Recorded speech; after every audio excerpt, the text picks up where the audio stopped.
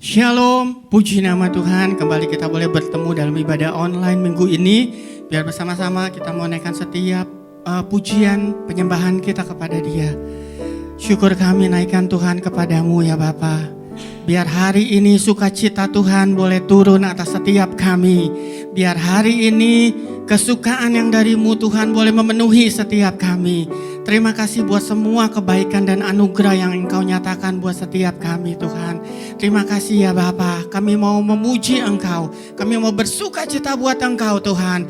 Di dalam nama Tuhan Yesus kami berdoa dan mengucap syukur. Haleluya. Amin. Sukacita Tuhan turun. Haleluya. Sukacita pujian di rumah-rumah dan tarian di jalan-jalan, kota dan penduduknya bergembira semua. Tuhan melawat negeriku. Haleluya. Amin.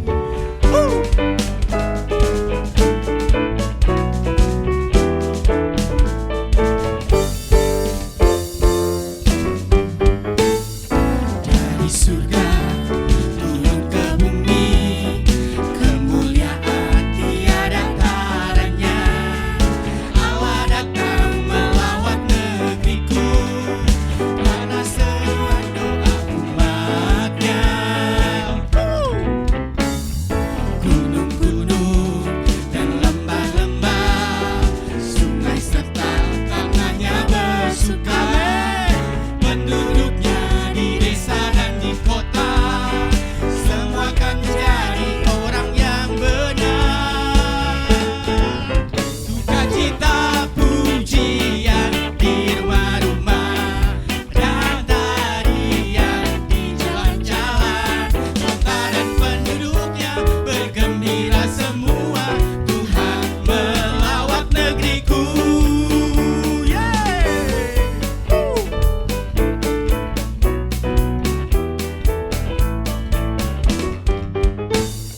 Dari surga turun ke bumi, kemuliaan tiada taranya. Allah datang melawat negeriku, karena seruan doa umatnya. Gunung-gunung dan lembah-lembah, sungai serta tanahnya bersuka. Penduduknya di desa dan di kota, semua akan menjadi orang yang benar. Sukacita pujian di rumah-rumah dan tarian di jalan-jalan, kota dan penduduknya bergembira semua. Tuhan melawat negeriku. Sukacita pujian di rumah-rumah dan tarian di jalan-jalan, kota dan penduduknya bergembira semua. Tuhan melawat negeriku. Tuhan melawat negeriku. Tuhan melawat negeriku. Amin.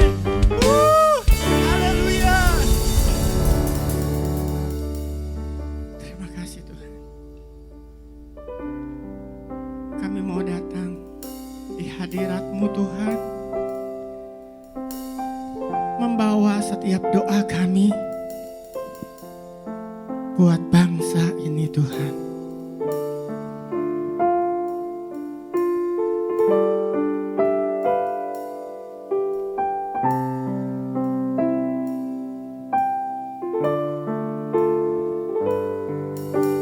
Kami datang di hadirat-Mu, membawa doaku.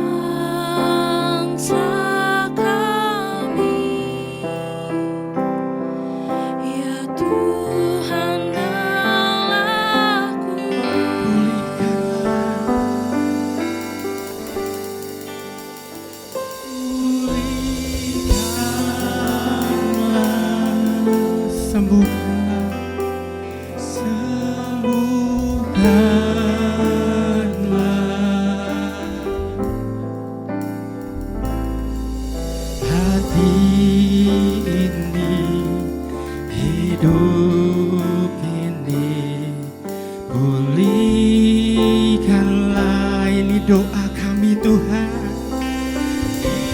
Ini doaku untuk bangsa kami, untuk bangsaku.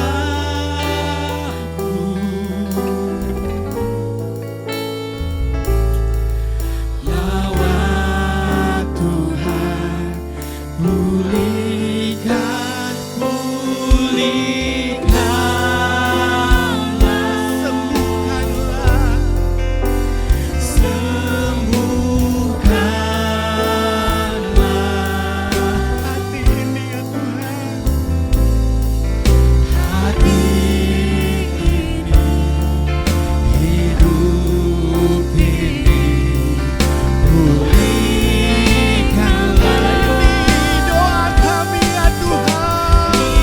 Ini doaku untuk bangsa kami, untuk bangsaku.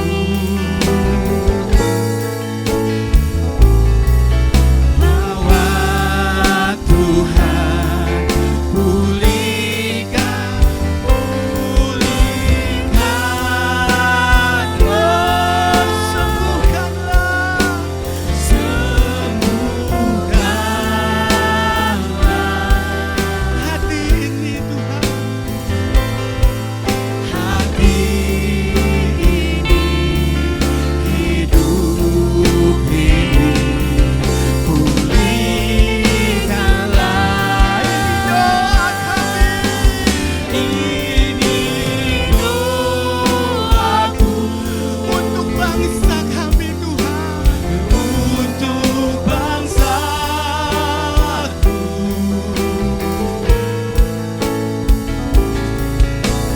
Lawat Tuhan, pulihkanlah negeri kami Indonesia,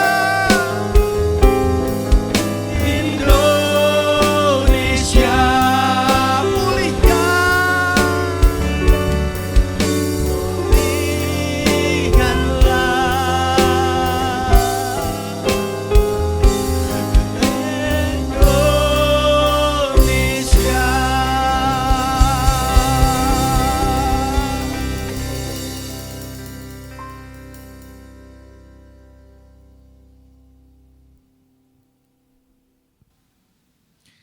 Allah Bapa kami dalam surga, kami bersyukur oleh karena kasih-Mu yang menyelamatkan kami.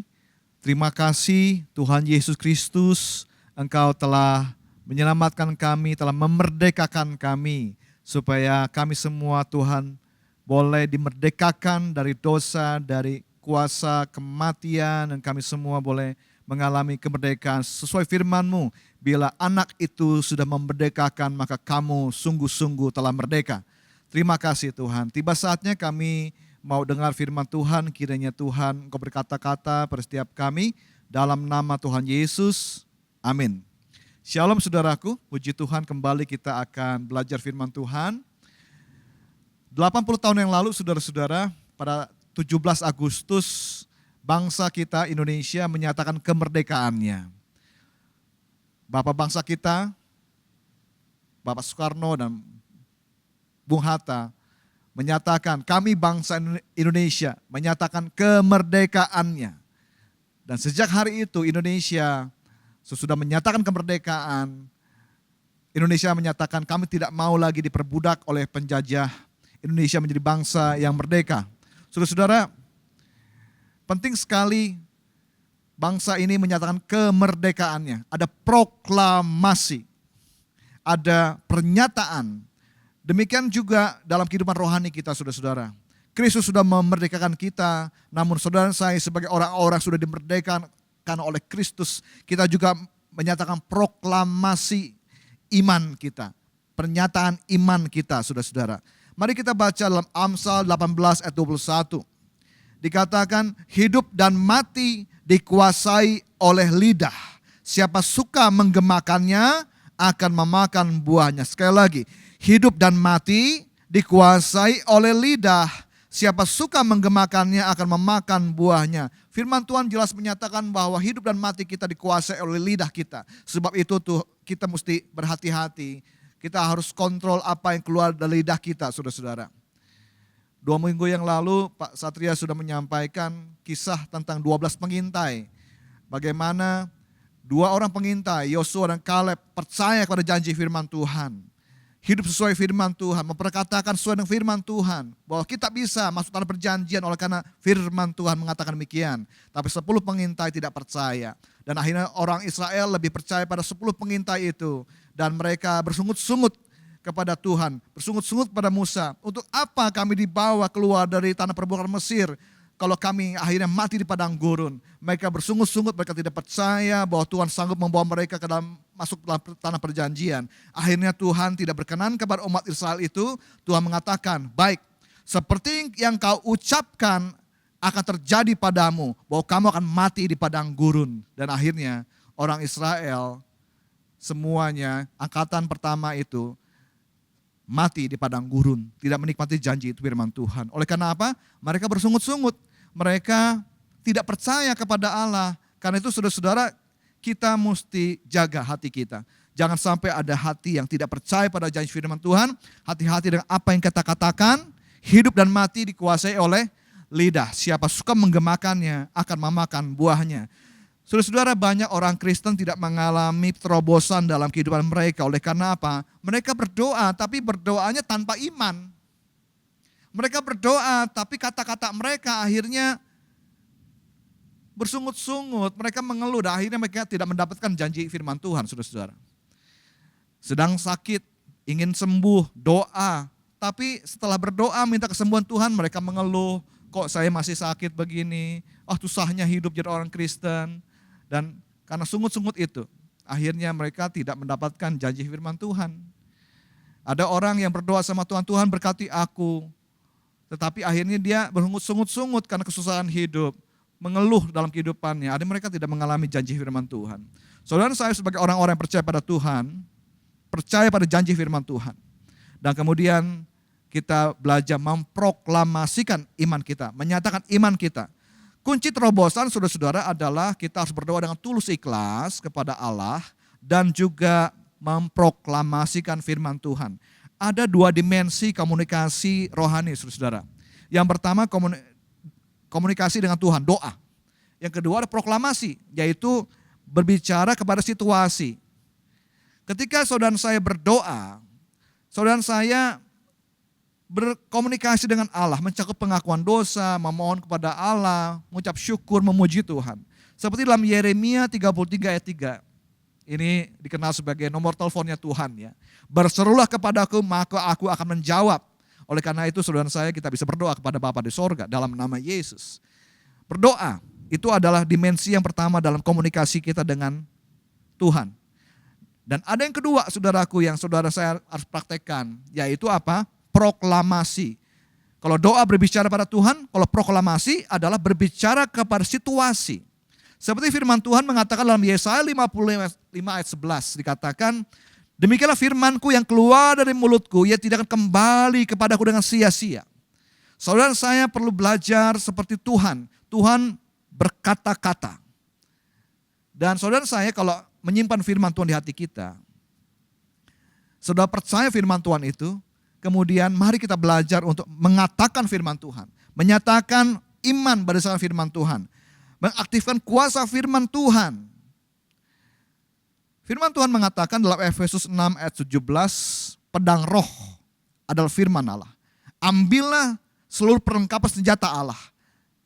Salah satunya adalah pedang roh, yaitu firman Allah. Saudara saya perlu belajar untuk memproklamasikan iman kita, saudaraku. Ketika kita simpan firman Tuhan di hati kita kemudian kita ucapkan saudara-saudara. Itu adalah senjata rohani yang ampuh untuk mengalahkan kuasa kegelapan, untuk mengubah situasi hidup kita. Seorang hamba Tuhan bernama Derek Prince pernah menyatakan kalimat seperti ini saudaraku.